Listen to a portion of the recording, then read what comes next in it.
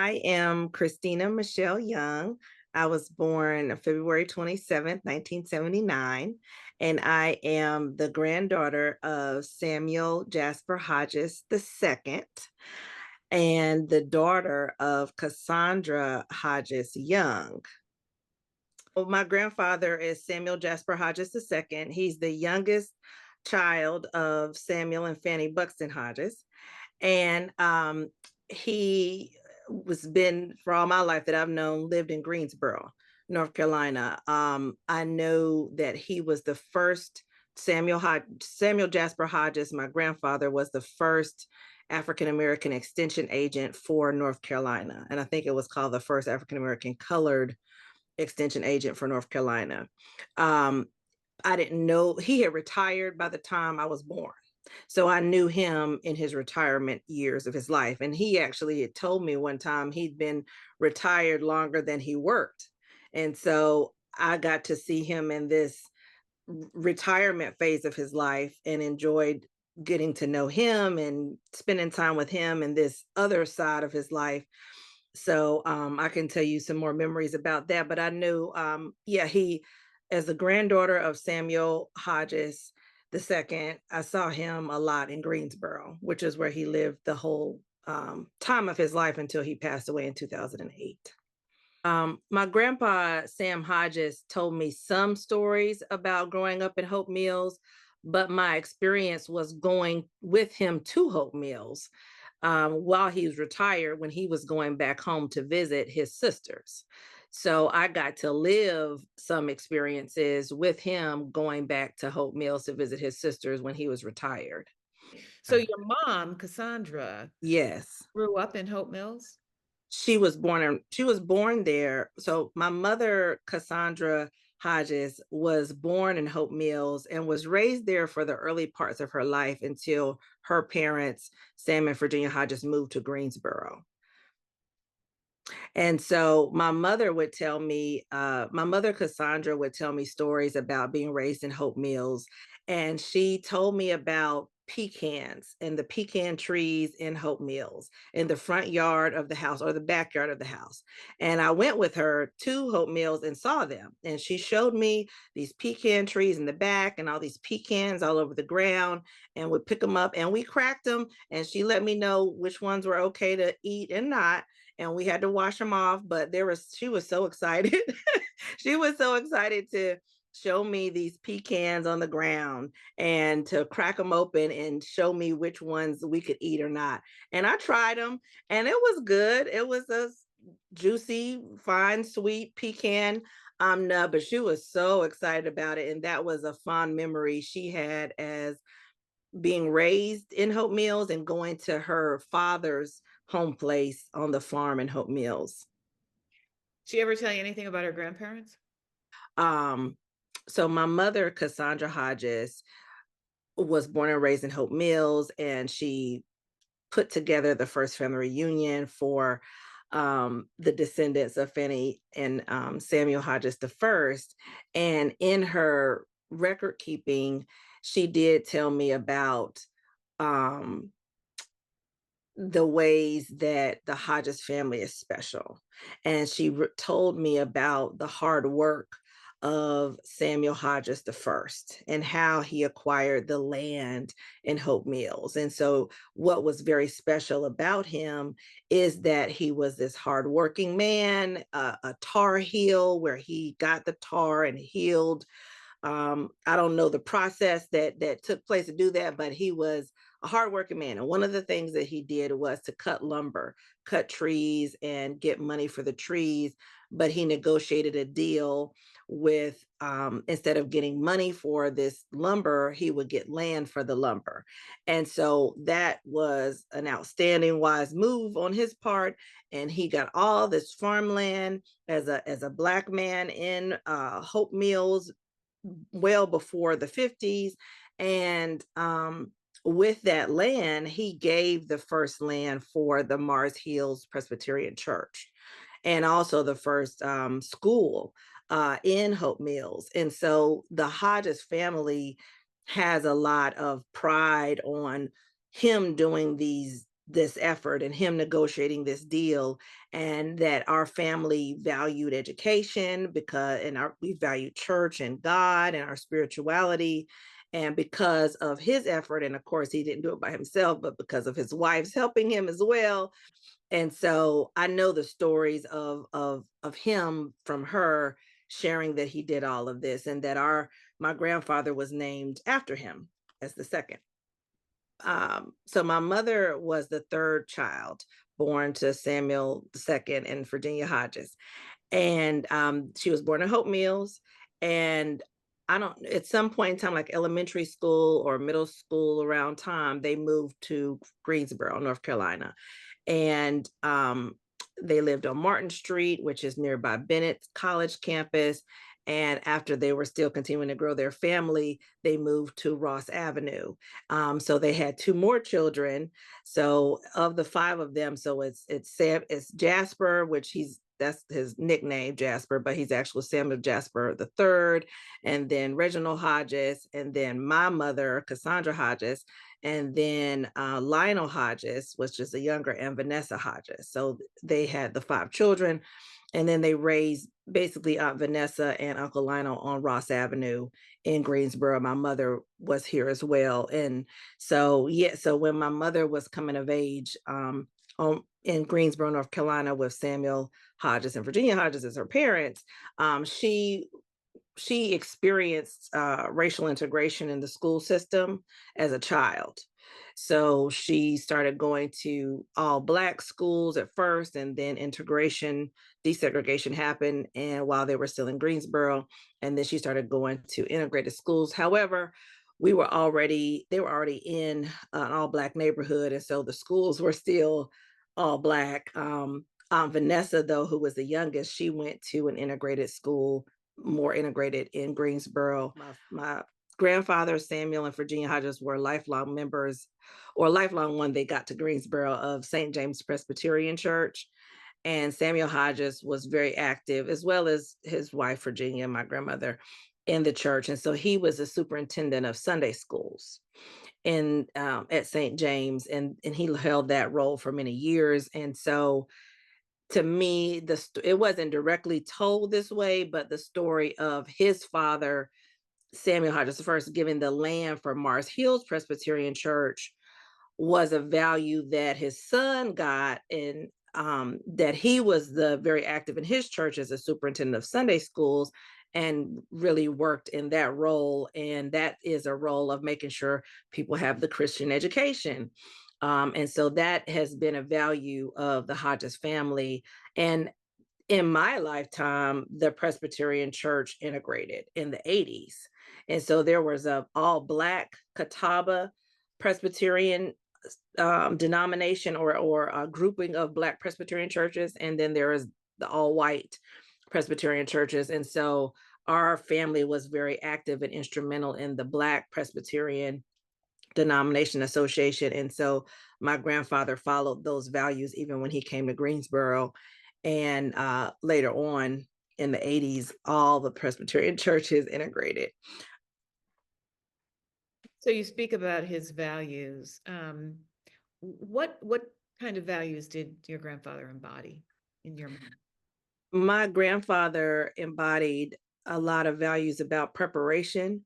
So my mother was key to remind us that her father taught her prior preparation prevents poor performance. So these P's was a value that she learned from him. And she said it specifically. My father told me, I'm going to tell y'all, prior preparation prevents poor performance. And so being prepared. And another one was, the time to prepare for a storm is not when the hurricane is on. And so that's, again, that's about preparation. And she also told me the stories of the five of them. If they were not ready to go to church when church was starting at 11 o'clock, he would leave them at home, and he would go to church and get things set up and started, and they would be left back at home and get in trouble for being late. And so he had a value of being on time and being prepared, and he expected his children to follow in those footsteps. That was Samuel Hodges II. And I'm sure he got that from his upbringing as well. Oh, you know, you don't have a man like Sam Hodges without discipline and organization. He didn't just happen into all that land. You know, Right. it came about for a reason. Do you do you feel that in yourself, that you carry yourself in a way that reflects who came before you? Absolutely. I feel like I try to carry myself in a way that reflects who's come before me. So right now I live in Sam and Virginia's house on Ross Avenue. I also decided to attend and be a member at St. James Presbyterian Church where they were. So certainly, and part of the reason of my doing that is because of the family feeling that I have about being a part of this congregation who remembers my grandparents, and they can remind me about our family values. And so I certainly feel that I'm carrying out and representing on behalf of my family values there. So active participation in worship and throughout church activities is a part of who I came from, where I'm from. How I carry it out is up to me, but it's the showing up part is about how I was raised, and my mother and my grandparents definitely Hodges values for sure. Yes. It's a big family, right? Hmm. Hmm. Do you remember cousins and aunts and uncles from your childhood visits to Hope Mills? Do you have memories of the aunts in the home place house? I remember going to Hope Mills for family reunions when I was younger. And one of my earliest memories was in Hope Mills under these trees in the backyard. And my mom wanted to introduce me to different members of the family. At this particular reunion, um, d- it was like very large, lots of people were there. So I remember playing like with my cousins of the same age, different little games outside. And I remember particularly which one more like hide and seek games.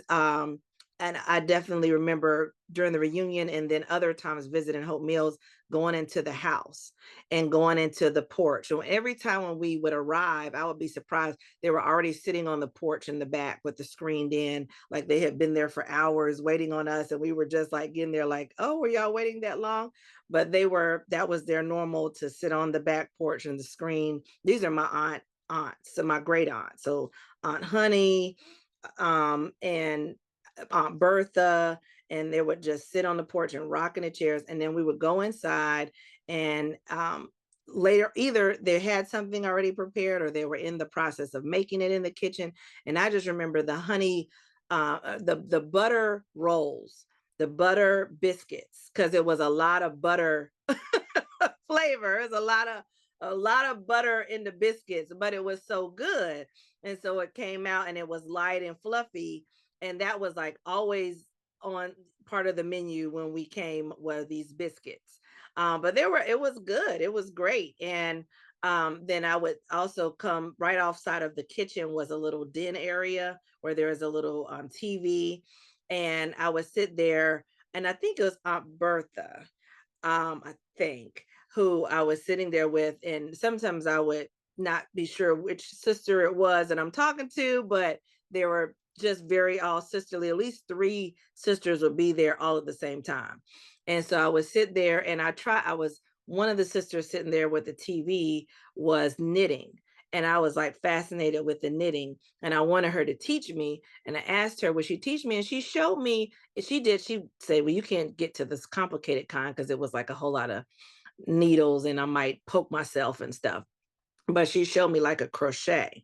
And so I sat there with her and saw that. And I was like, oh, that's nice. And it's nice. She had like, lots of things that she had knitted. And I was like, oh, that's cool as a kid.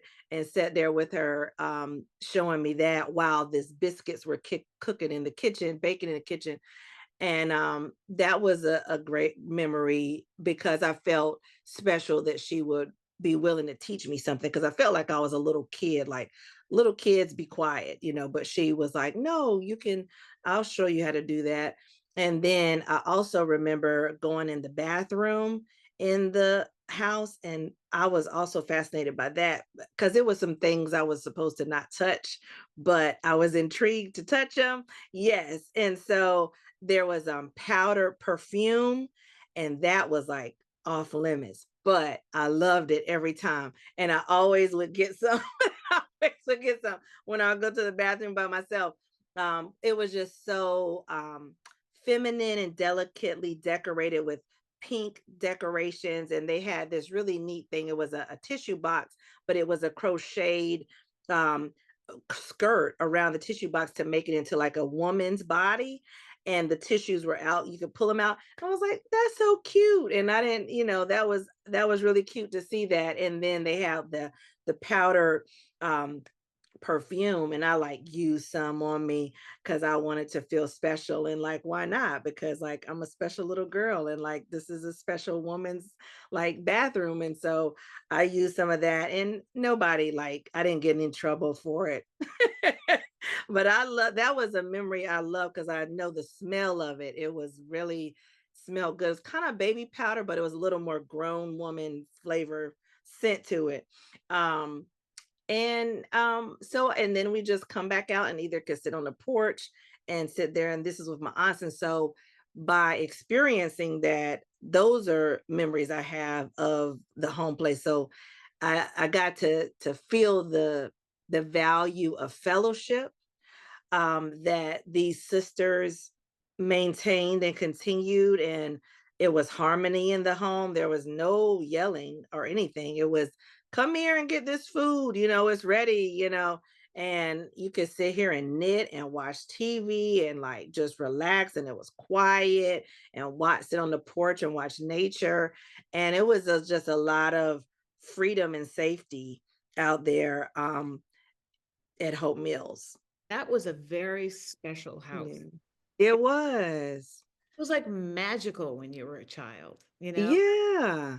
Yeah, now that I think about it, it was a lot of magic memories there. And like I said, my mom was so excited to have me there. So I was even more like anticipating what's going to happen here. Something special is going to happen on this land. And it was just her excitement being there. And I mean, once we got there, my mom was off talking to somebody, and I was could have my freedom to do whatever I felt like, getting into.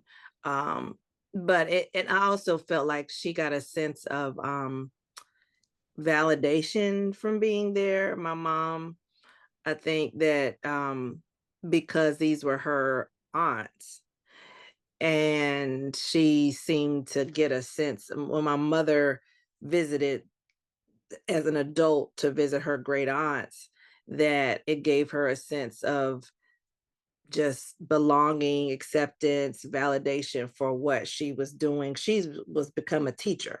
My mother was a teacher, and she became a reading specialist. And then not only that, she's a mother raising me and my brother.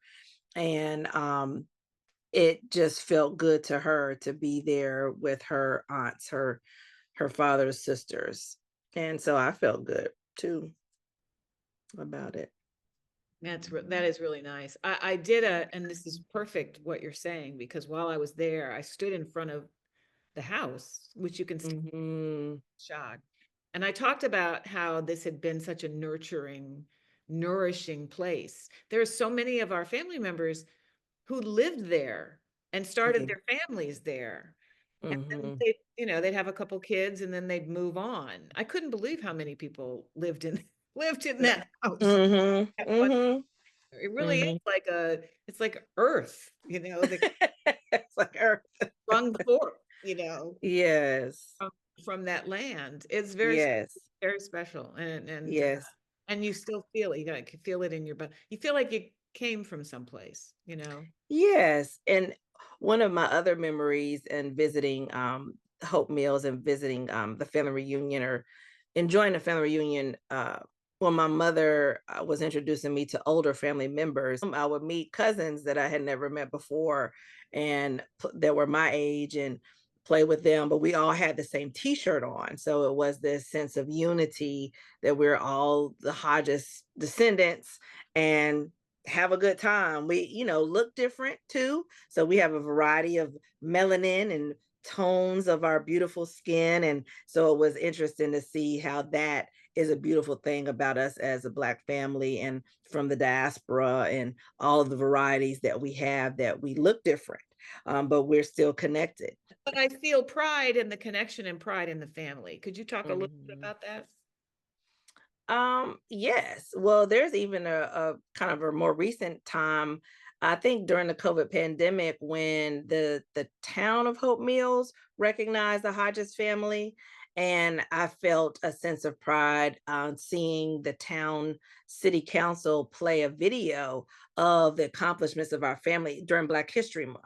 That was what, so that's a more recent time, but I knew the stories before then of being proud to be a Hodges. I was proud when, like I said, from the beginning of my mother planning these family reunions and her telling me about all the accomplishments of Hodges family members, whether they were local or had moved to other places in Chicago or California, because we went to visit some Hodges family reunions in California when we went to San Diego. And so that was a pride, sense of pride that we have family all over the place. And so we can, maybe visit them when we want to go on a vacation and they're our family. And so we have a sense of knowing who we are and, comfort and familiarity is not strangers. But yeah, I have a sense of pride about the farm, the land, and being a descendant of a Black landowner in Hope Mills. And it feels good that I've come from people who make wise choices of ownership and passing down ownership and how to maintain that and how to, and it's so, the value of collaboration and working together from a sense of loving one another, from a sense of let's do the right thing by our parents, let's honor our parents' values. That's a sense of pride and a sense of it's saved my life here in Greensboro. Like I'm saying, I live in the house that my grandparents bought, and it was because of the cooperation of my aunts and uncles, and that I was here in Greensboro still after working and getting my degree here. That the sense of cooperation, that yes, that I should be the one to live here. And but there's many other stories of um, cooperation. And that gives me a sense of pride about being a Hodges. So the reunions kind of bring it to a head. We all see each other during these times. And also, my mother, she put together the Hodges ABCs book. And so all of those stories for each alphabet was a sense of pride, a sense of, what somebody in the Hodges family has done, or accomplishments or creations they've made. And I remember was told to me after the fact, because my aunt Celeste helped her on the book. And what my aunt Celeste was telling me, that where my mother got the idea. So since my mother is a reading teacher, she was always into children's literature and children's books. And there is a book called The ABCs of North Carolina. And so she was reading that, and she knew that the Hodges family that she come from has done at least the majority of these things that all North Carolinians have done. So she was like, let's put together the Hodges ABCs book. And Aunt Celeste was helpful with some photography for the book and editing, but my mother was the main author of all of those parts. And so there's a sense of pride with that. I remember her presenting that and collecting the stories and presenting it and all these edited versions about just being a part of Hodges family. So yeah, so there's a sense of pride with it. And I can't say that it's like city based, because not everybody knew of the Hodges in Greensboro, except for, like I'm saying, our church. So a lot of people in my church knew my grandparents, at least Samuel and Virginia Hodges, and they had a reputation of being good character people, generous. And my grandmother was a good cook, and she would make a lot of plates for people when after somebody had a funeral. And they respected my grandfather. One of the things my grandfather and grandmother did, they adopted children from Africa. That was a part of a movement or ministry of things that people were doing in the church at St. James Presbyterian Church. There was a time in the early or the 70s, I think it was the 70s or it had to be the 60s, where there was a connection to um, having Black families in the United States adopt children from African countries. And so I think it was Kenya. There is a particular connection with the Kenyan country. And my grandparents, Sam and Virginia Hodges, they adopted three children in addition to the five. And they were teenagers. Two of them didn't enjoy their experience in the United States and went back, and one stayed. Uncle Jeff, so it's Jeffet Nakonge, is adopted brother to my mother and siblings. Yeah. And so my mother and uncles and aunt all grew up with an international sibling with them, and it impacted my mother. And I'm just saying, sharing all this to say about my grandfather and grandmother, because after they raised these children, and like I said, Uncle Jeff still lives here in Greensboro, and he became a professor at North Carolina A&T. And so I'm saying, like, the Hodges along with did these types of things as a family, and so it has this reputation of being this great family here in Greensboro even. And that encouraged them, Sam and Virginia, to go travel to Africa and to visit the places that they'd adopted children from. And when I've heard the stories about when they arrived, they treat them like kings and queens, because that, of course, in the countries that they visited and the towns, anybody who is a parent has a higher level of like respect, and they've done a lot of work. It's a lot of work to be a parent. And so my grandparents were treated with as kings and queens for doing this monumental work of raising the children in the United States. And it impacted my uncle Reggie. He wanted to, or he did, go into the Peace Corps, I think, as a result of, experiencing this in the family. My mother was also influenced, and she went to visit him there.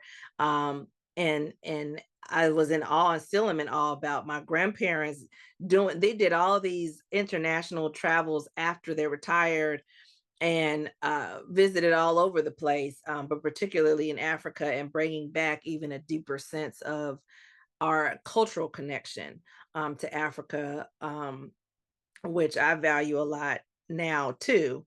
And so I talked to them about that. And I remember seeing that when I would come to visit my grandparents a lot, my Hodges grandparents, like, oh, they really got it. They really, they really, you know, are connecting the dots to how we are descended from Africa, and we're African Americans here. And again, my grandfather being a first African American extension agent for North Carolina. So it was a lot of African American history making is a part of being Hodges. And I have a lot of sense of pride about being a part of a Black history making family, for a lot of different accomplishments we all have, but including those. Yes.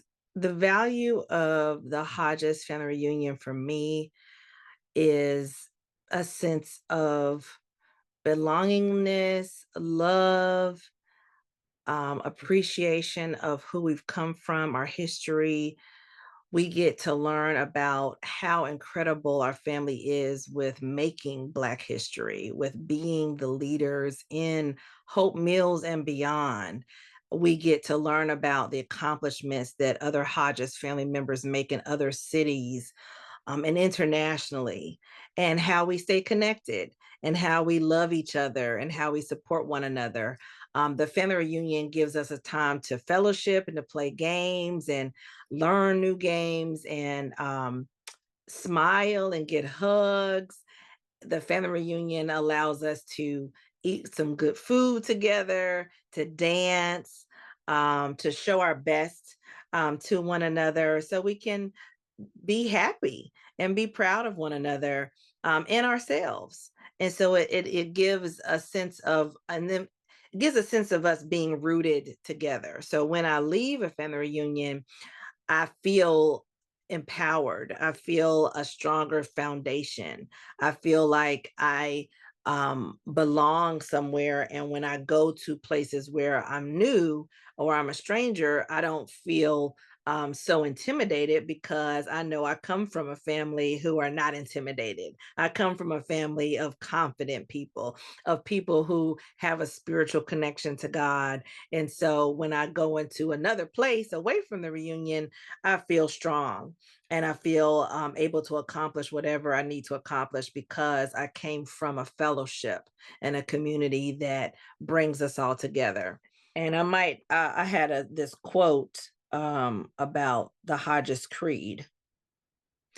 So, in the Hodges reunion booklet from 1989, it says the Hodges Creed is, when faced with a mountain, I will not quit. I will keep on striving until I climb over, find a pass through, tunnel underneath, or simply stay and turn the mountain into a gold mine with God's help. So I thought that that was a nice value about the Hodges family values, Mhm. about determination, self-determination. That is a strong Hodges value, self-determination. And it's similar to Swahili self-determination, which is Kujijakalia. You hear that in Kwanzaa, and Kujijakalia means self-determination. And our Hodges family exudes that about don't quit, don't give up, find a way to get something done or create it into what it needs to be. Whatever the challenge is, create it into something that's going to benefit you with God's help. So that is a Hodges family value, and I'm proud of that. I really love that Samuel Jasper Hodges the first was so self-determined to make something of himself.